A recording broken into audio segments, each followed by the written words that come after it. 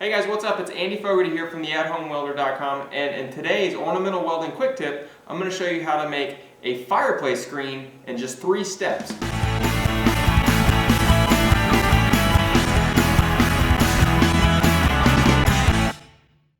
Alright, so to make this fireplace screen, we're going to make this out of just 2 components that we have laying around. Now if you don't have these, I'm going to show you where you can get them really cheap in just a minute.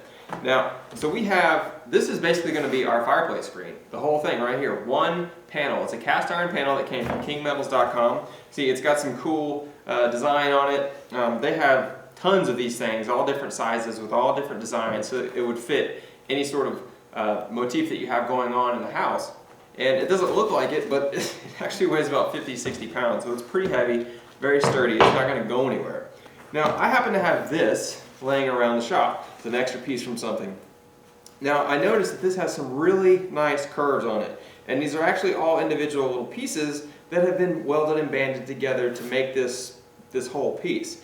Now, what I'm going to do is I'm going to take this apart. I'm going to take it apart and use some of these arches for my feet, because I love how it's got this nice, detail here in the curve. It's rolled over. It's really nice. If you don't have something like this just laying around, you can go to kingmetals.com and look through their catalog. You can actually just get a catalog from them for free, but you can look online and they have all of these. Like I said, all these are individual components that were put together to make this piece. They sell all these little individual components by themselves. So if you just need some curves like this to use as feet, you can order some. And they're a couple bucks a piece. It's really, really simple and cheap to make these things. So, but for now, in this case, I'm going to just take my angle grinder and I'm going to cut these pieces apart so we can weld them on here. Okay, so I have these pieces here that I have cut off. Now, one thing I want to show you too, now since I was cutting this whole little cool panel apart to use these pieces, I just cut off what I needed. I didn't want to cut this whole panel apart. And the reason I did that is because it's still very pretty. I mean, this is still a cool piece that I can use later on in some other design. So I didn't just cut it all apart just for the sake of cutting it apart. Next thing is I'm going to set my panel up nice and straight. And to do that, I'm just going to attach this cool little block I have here. It's cut off from a bigger piece of metal I used when I was building a arena drag for a horse arena.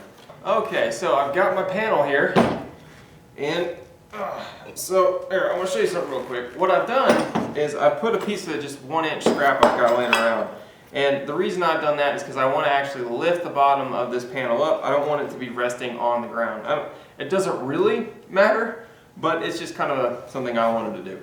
So I'm going to set this on here,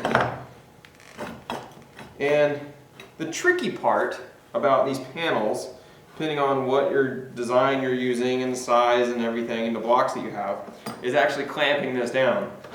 So I'm using some C-clamps here, and thankfully I can maneuver them in there and around. What I'm going to do in this case is I'm actually going to set these legs up like this, and I'm going to put one back here in the back, same spot, and use that as my leg, and I'm just going to weld those on there.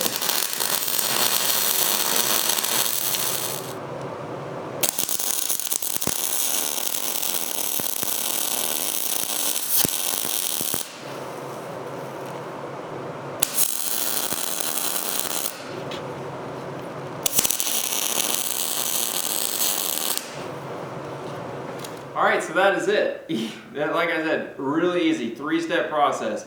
Get your material, cut it, weld it, and you're done. So that's it for today's ornamental welding quick tip. Now listen, I'd love to see some of the fireplace screen designs that you've come up with and how you've put them together. Go ahead and, if you've got pictures of them, share them in the comments below. We'd love to see them.